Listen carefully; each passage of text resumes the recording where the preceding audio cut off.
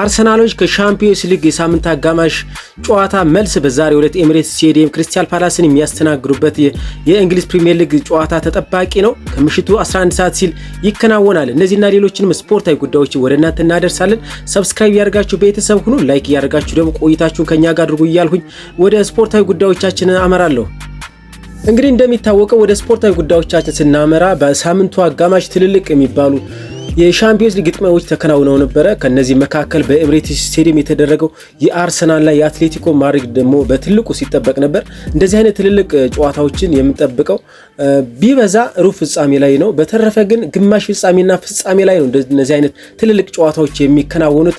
በአዲሱ ፎርማት መሰረት ግን እንግዲህ በሶስተኛው ሳምንት ላይ እንደዚህ አይነት ጨዋታዎችን ተመልክተናል። ሆኖም ግን አርሰናል ቀለል አድርጎ በኤሚሬትስ ስቴዲየም የተከናወነውን የሻምፒዮንስ ሊግ ጨዋታ አትሌቲኮ ማድሪድን እንግዲህ በደንብ ይከላከላል የሚባለውን የዲየጎ ሲሞኔን ቡድን 4-0 በሆነ ውጤት አሸንፎ ወደ እንግሊዝ ፕሪሚየር ሊግ ተመልሷል ማለት ነው። በዛሬው ዕለት ደግሞ ክሪስታል ፓላስን የሚያስተናግድ ይሆናል ማለት ነው ኤሚሬትስ ስቴዲየም ላይ። ይህም ጨዋታ እንግዲህ ቀደም ሲል እንዳለፉት ጨዋታዎች ማለትም እንደ ኒውካስል፣ እንደ ዌስትሃም እና እንደ ፉልሃም በወረቀት ላይ ቀላል መስሎ ቢታይም ግን ለአርሰናል ከበድ የሚል ጨዋታ ነው ተብሎ በብዙዎች ዘንድ ይነገራል። እንደ ምክንያትነት ደግሞ የሚጠቀሰው በአሁኑ ሰዓት ክሪስታል ፓላሶች በጥሩ አቋም ላይ ይገኛሉ። በተለይም ደግሞ ማቴታ በአሁኑ ሰዓት ጥሩ ከሚባሉ አጥቂዎች መካከል ይገኛል። ባለፈው ዓመትም አርሰናል ላይ እንደዚህ ጎል አስቆጥሯል ማለት ነው። በኤፕሪል 23 2025 ላይ አርሰናልና ክሪስታል ፓላስ ኤሚሬትስ ስቴዲየም ላይ በተከናወነው ጨዋታ በእለቱም አርሰናል 2 ክሪስታል ፓላስም እንደዚሁ 2 ሆኖ በአቻ ውጤት ነበር የተጠናቀቀው። ኪቪዮር ያስቆጠረበት በ3ኛው ደቂቃ ገና እንደዚሁ የሚታወስ ነው። 1-0 ሲመሩ ቢቆዩ በ27ኛው ደቂቃ ግን ያሁኑ የአርሰናል ተጫዋች የቀድሞ የክሪስታል ፓላስ ተጫዋች ኤምሬቼ ኤዜ በ27ኛው ደቂቃ አስቆጥሮ 1-1 ሆነው ነበር። ሆኖም ግን ከረፍት በፊት በትሮሳርድ 42ኛው ደቂቃ አስቆጥሮ 2-1 እየመሩ ነበረ። በስተመጨረሻ ነው እንግዲህ ባለፈው ዓመትም ነጥብ ጥለው መውጣት የቻሉት በማቴታ ጎል በ83ኛው ደቂቃ ላይ ባስቆጠራት ጎል እንግዲህ ኤሚሬትስ ስቴዲየም ላይ አርሰናሎች ነጥብ ጥለው ወጥተዋል ማለት ነው። ስለዚህ እንደ ከዚህ ቀደሞቹ ሁሉ እንደ ኒውካስል፣ ዌስትሃም እና ፉልሃም ባለፈው ዓመት እንደዚሁ ሙሉ ነጥብ 3 ነጥብ ያላገኘባቸው ውጤቶች ነበሩ። በዚህ ዓመት ግን ከሶስቱም ቡድኖች 9 ነጥቦችን የሚጠበቅበትን ሰብስቧል። አሁንም ከፓላስ እንደዚህ አይነት ውጤት ማስመዝገብን እንደ ግዴታ አድርጎ አርሰናል ይገባል ተብሎ ይጠበቃል ማለት ነው። በጨዋታውም እንግዲህ ሊገኙ ይችላሉ ተብሎ በብዙዎች ዘንድ እንግዲህ በትናንትናው ዕለት ሲዘዋወር የነበረው የማክስ ዶማና የማርሊ ሰልማን ይሄ ማርሊ ሰልማን ባለፈው ኦገስት ላይ እንግዲህ በሲንጋፖርና በቻይና ባከናወኑት የወዳጅነት ጨዋታ ጊዜ ተመልክተነዋል። አጫዋቱም ዊሊያም ሳሊባን የሚመስልና እሱም እንደ ሞዴል የሚመለከተው ተጫዋች ዊሊያም ሳሊባ እንደሆነ እንደዚሁ በኢንተርቪው ተናግሮ ነበረ። ቁመቱ ዘለግ ያለ ተጫዋች ነው። 16 ዓመት የሞላው አሁን ኦገስት ላይ ነው። እሱም 15 ነበር ልክ እንደ ማክስ ዶማን። ስለዚህ ይህ 16 ዓመት ተጫዋችና ማክስ ዶማን ሁለቱም ማርሊ ሰልማን ማለት ነው በትናንትናው ዕለት ከቼልሲ ጋር በነበረው ከ19 ዓመት በታች ማለት ነው ጨዋታ ላይ አልተሰለፉም። ስለዚህ ያልተሰለፉበት እንደ ዋና ምክንያት ደግሞ እየተነገረ ያለው እነዚህ ሁለቱ ወጣት ተጫዋቾች በዋናው ቡድን በዛሬው ዕለት እንግዲህ ሊሰለፉ ይችላሉ፣ እድል ሊሰጣቸው ይችላል እየተባለ በብዙዎች ዘንድ እየተነገረ ይገኛል ማለት ነው። ሌሎች ደግሞ እንደዚሁ ካይ ሃቨርትዝ፣ ኖኒ ማዱኬ እንደዚሁም ቀደም ሲል ለረጅም ጊዜ በጉዳት ላይ የቆየው ገብርኤል ጄሱስ እነዚህ በጉዳት ምክንያት በቡድኑ ውስጥ የማይገኙ ተጫዋቾች ናቸው። የጋብሪኤል ማጋሌሽ ጉዳይም እንደዚሁ አልተረጋገጠም። ከትናንት ወዲያ እንደዚሁ አርብ ዕለት ሚኬል አርቴታ ባረጋገጠው መሰረት ነገ እንመለከተዋለን ብሎ ነበር። ማለትም በትናንትናው ቅዳሜ ዕለት ማለት ነው። ስለዚህ የሱ መሰለፍም አጠራጣሪ ነው። እንደሚታወቀው በአትሌቲኮ ማድሪድ ጨዋታ ጊዜ ተቀይሮን የወጣ ጎል አስቆጥሯል። በእለቱ የመጀመሪያዋ ጎልም የሱ ጎል ነች። ጥሩ እንቅስቃሴ ሲያደርግ ያመሸበት ዕለት ነበረ የዛን የሻምፒዮንስ ሊግ ጨዋታ። ሆኖም ግን ተቀይሮ ነበር የወጣው ጨዋታውን ሳይጨርስ። ያም የተወሰነ ጉዳት እንደገጠመው ሚኬል አርቴታ አረጋግጧል። ስለዚህ በዛሬው ዕለትም ላይገኝም ይችላል የሚሉ ብዙ መላመቶች እየተሰጡ ነው የሚገኙት እስካሁን ድረስ ባለው ጉዳይ ማለት ነው። በሌላ በኩል ሚኬል አርቴታ ስለ ማርቲን ዙቢሜንዲ እንግዲህ ሐሳቡን ሰጥቷል። ብዙ የመሃል አማካኝ ተጫዋቾች ወደ እንግሊዝ ፕሪሚየር ሊግ ሲመጡ አይቻለሁ። በሌሎች ሊጎች ከፍተኛ ደረጃ ላይ የነበሩትም እዚህ መጥተው ተቸግረዋል። ራሳቸውን ለማላመድም ከ1 እስከ 2 ዓመት የፈጀባቸው ተጫዋቾችም አሉ። እሱ ግን እየተላመደበት ያለው ፍጥነት እና ተፈጥሯዊነቱ በጣም አስገርሞኛል ሲል ስለ ማርቲን ዙቢሜንዲ እንግዲህ ሐሳቡን ሰጥቷል። በነገራችን ላይ ይህ ተጫዋች በጣም ጥሩ እንቅስቃሴ እያደረጉ ካሉ የአርሰናል አዲስ ፈራሚዎች መካከል ግንባር ቀደሙን ማለት ይቻላል። ጥሩ እንቅስቃሴ የሚያደርግ ተጫዋች ነው። መሀል ላይ የተለየ አይነት የ6 ቁጥር ተጫዋች ነው። እንደሚታወቀው በቁመትም ያን ያክል ዘለግ ያለ አይደለም እንደነ ሚኬል ሜሪኖ። ያጫወት ሁኔታውም እንደዚሁ የሚጋጭ ተጫዋች ሳይሆን ብዙውን ጊዜ እንደውም ኳስን ተቀብሎ ወደፊት እንደውም ፓስ የሚያደርጋቸው ኳሶች በጣም የሚያምሩና እይታው በጣም የሚያስገርም በተለይም ደግሞ ባለፈው ለአጥቂው ለ9 ቁጥር አጥቂው ለቪክቶር ዮኬሬሽ አቀብሎት የነበረው ጎል በጣም አስገራሚ እይታውን የሱ የሚያሳይ ነበረ። ስለዚህ ይህ ተጫዋች በብዙዎች ዘንድ እንግዲህ እየተወደሰ ይገኛል። ለዛም ነው ሐሳቡን የሰጠው ሚኬል አርቴታ። ስለ አለው ስኳድም እንደዚሁ ሚኬል አርቴታ ጥያቄ ቀርቦለት ነበረ። ያለው የስኳድ ጥልቀት እንግዲህ ራስ ምታት ሆኖበት እንደነበር ጥያቄ ቀርቦለት ነበረ። ሆኖም ግን አዎ በጣም ከባድ ነው። ተጫዋቾችን ለይቶ ወደ ስታርቲንግ 11 ማስገባትና እንደዚሁም ደግሞ ወደ ተጠባባቂ ወንበር ማስቀመጥ በጣም ከባድ እንደሆነ እረዳለሁ። ሆኖም ግን ከዚህ በፊቱ የአሁኑን ጊዜ እመርጣለሁ ብሏል። ከዚህ በፊት የተጫዋቾች ጥረት አለብኝ ይል ከነበረበት ወቅት በኋላ ማለት ነው። ይህንን ጊዜ እመርጣለሁ፣ ይህ የተሻለ ጊዜ ነው ሲል ሐሳቡን ሰጥቷል ሚኬል አርቴታ። ከተጫዋቾች ደግሞ የኤዜ አስተያየት እንግዲህ ብዙዎችን ያነጋገረ ይገኛል ማለት ነው። በተለይም ደግሞ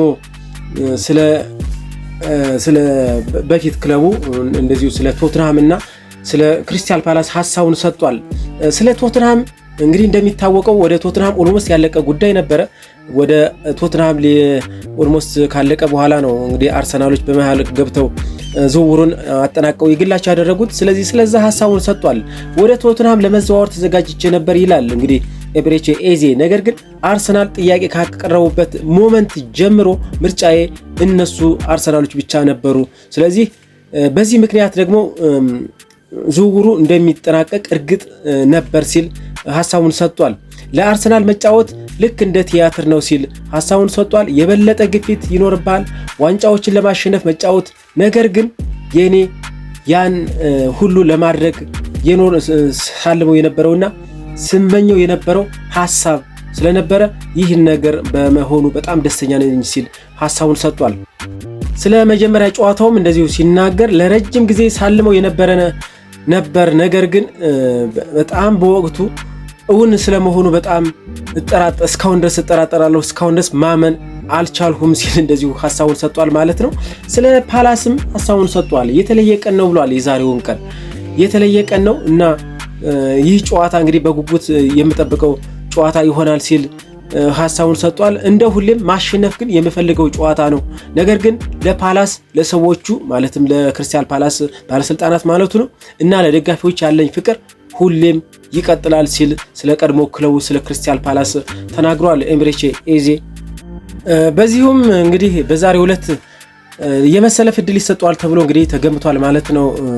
ኤምሬቼ ኤዜ በግምታዊ አሰላለፍ እንግዲህ ብዙዎች እየገመቱ ያሉት ምንም እንኳን በጣም አከራካሪ ቢሆንም በአሁኑ ሰዓት ብዙዎች ጥሩ አቋም እያሳዩ ቢሆንም ተቀይረው የሚገቡት ግምት ግን ቲምበር በቋሚ አሰላለፍ ይገባል ተብሎ በብዙዎች ዘንድ ተገምቷል። ዊሊያም ሳሊባ እንደዚሁ ተገምቷል።